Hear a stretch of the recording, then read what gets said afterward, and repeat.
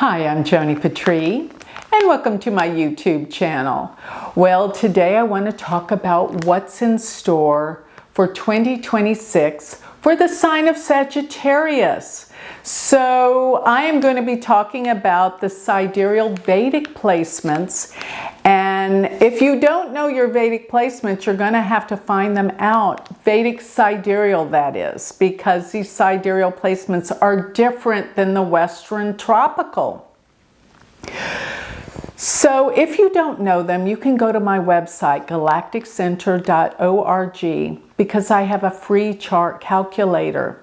Go there, and while you're there, please take note, sign up for my free newsletter, and most of all of this of what I'm talking about, if you want it more specific, if you want it to really apply to all your planets in your birth chart, please go to my galactic planner. This will figure everything out for you specifically, definitely, every detail to every day in the year. So go to galacticplanner.com. But while you're at my website, check out my Patreon. This is a group of spiritual seekers, of spiritual community. I meet with them live every week. You're going to want to be part of it. And if you want to learn Vedic astrology, I have the most comprehensive school out there. Check it out. Go to University of Vedic Astrology.com. So if you're wondering why I'm saying to look at your sun, your moon, and your ascendant, that sounds like, how can that be possible that all three signs apply to me? Let me explain how this works. We are multidimensional. And looking at this, our moon sign is actually how we feel about everything. It's our mind, our emotion. But the ascendant is our physical being. But the sun sign is our spiritual being. So it's not as what we look for the physical experience. It's more the spiritual experience. So that explains how you would make reference to the ascendant, the moon, and the sun. So let's get going, and now let's talk about the month of January for 2026. So we have got this lineup of planets all in the sign of Sagittarius. In January, it's going to be the Sun, Venus, and Mars. And Jupiter is aspecting them. This is phenomenal. This is a new beginning for the new year for the sign of Sagittarius. Everything is exciting, fresh, and new. And Jupiter is aspecting from the 7th house. And the 7th house is partnerships. So you and partners, I mean, you are in unison and in oneness. This is in January. Exciting things are happening. I want to say too that the first house, do be a little cautious, because you can be a little bit, I want to say, impulsive and impatient with the Sun-Mars conjunction in the first house. So slow it down. Don't be too rambunctious and in a hurry. But I do get that this is going to be a pretty exciting start for the year for you. With Jupiter being in the 7th, if you're looking to be in a relationship, this is the year, this is the time it could happen. And Jupiter, by the way, will be in Gemini all the way till June 1st. So this really does activate the opportunities for relationships, absolutely new relationships, meeting someone, falling in love, and or getting married. This is serious relationships, and or it can even represent some kind of new exciting business partnerships that really are going to work out and take root in January.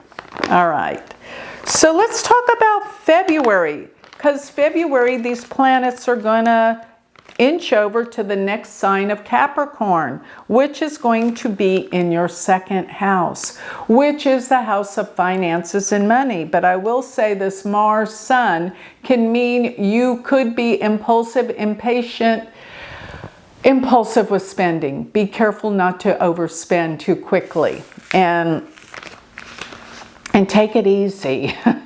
Be careful what you say. Mars Sun, you could blurt out things you wish you didn't say. So slow it down a little bit. Don't be so impulsive. Now, the eclipse that's happening in February is happening in your third house. And the third house deals with your communications, getting out there, talking, speaking, but most of all, learning. You're learning all sorts of new things. Remember, wherever eclipses are going to be the places of the biggest changes in your life. Third house deals with what you're learning. Also deals with travels. This is going to be a time of many travels. And even if you're not traveling by air, a lot of time spent going places, possibly on the road. You could even be doing a lot of commuting. But anyway, I know you're traveling a lot. Now, if you have siblings, a brother or sister, this could be a time that you're spending more time with them or visiting or just getting closer. But there's going to be a big change for them, one of your siblings. So be aware of that. All right, so March. March can be a little hectic and problematic because what happens in March is that Mars and Rahu will conjunct. And that could cause some setbacks, delays. Be careful traveling. The third house is travels. Don't be in a hurry. Otherwise, you could be set up for accidents. Another thing the third house could deal with is your learning. You're spiked about learning something new. If you're into social media, yeah, things could actually blow up. You need to be careful about what you're putting out there. Don't be so contentious. Mars could be anger. Don't put out anger. That's only going to come back at you as anger. So that's something that you've got to really watch. Now let's move to April, because April we have a Mars, Saturn, Mercury conjunction in Pisces. This means it's in your fourth house. There can be some delays or setbacks if you're trying to do anything with real estate or property. There's going to be some setbacks, delays, and or maybe something in your household breaks down, or you've got to do some cleanups or some corrections or renovations in the home.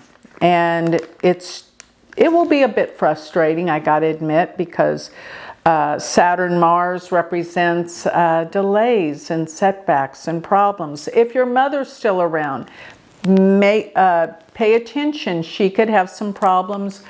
Be of help to her if you can. There also might be a sense of a lack of security. Remember, I think it's more on a mental level that you have fears with this more than anything else.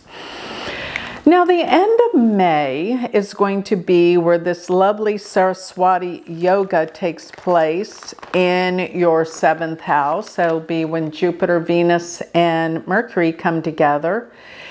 And this is lovely. If you're looking for a relationship and you haven't found one, that's the time. If you're in a relationship or married, this can be a time that your partner really takes off and has success.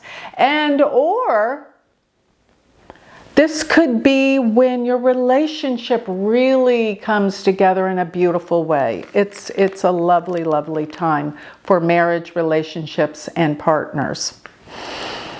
But moving forward, this means that the Saraswati, when Jupiter, June 1st, goes into Cancer, it's going to go into your 8th house. And this is fantastic for money that will come to you through other people. It's also a house of deep psychological research and analysis into getting answers about what you want to manifest in your life through yourself, because you are changing on a deep, deep core level psychologically. And if you've been doing a lot of research, this is the time that you're going to come up with some answers that you've been seeking and searching for a very, very long time.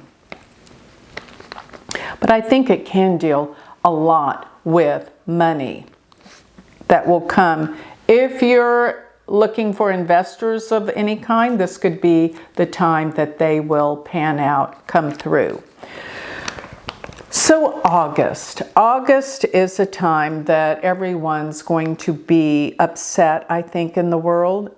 And this is going to upset you in the area of your beliefs. Something about your belief systems are going through a difficult, transformative time. Now, another thing is, if your father's still around, be aware, look out for him. He could need some help. And actually, August is the time of the eclipse. And remember where eclipses are, where the biggest changes take place. And what I'm looking at is the eclipse will be in your 8th house. And with that, that means major psychological transformative changes are happening within you. You're waking up to a new you. Elevation of consciousness is happening within you. You are a different person suddenly and unexpectedly. I want to say that.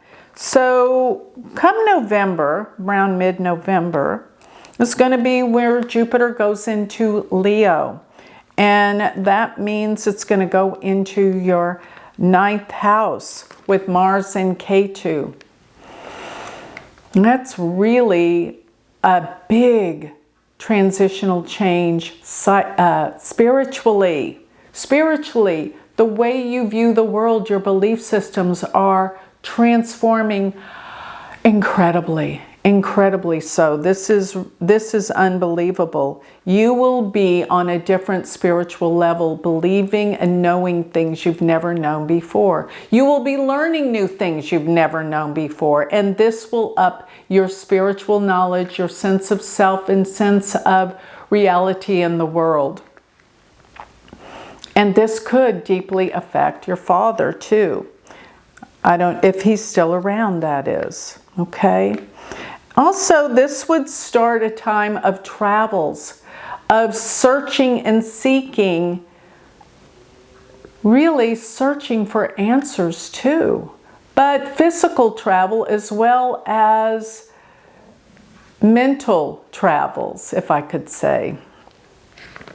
But this starts in November and will continue to the 3rd week of January of 2027. That this huge awakening will occur. Then it will reignite halfway through the year of 2027. Now, talking about the end of November, Rahu and Ketu will change signs, and they will be in those signs for the next 18 months, so year and a half, beginning the end of November. And so this covers all of 2027. Rahu will be in Capricorn and Ketu will be in Cancer.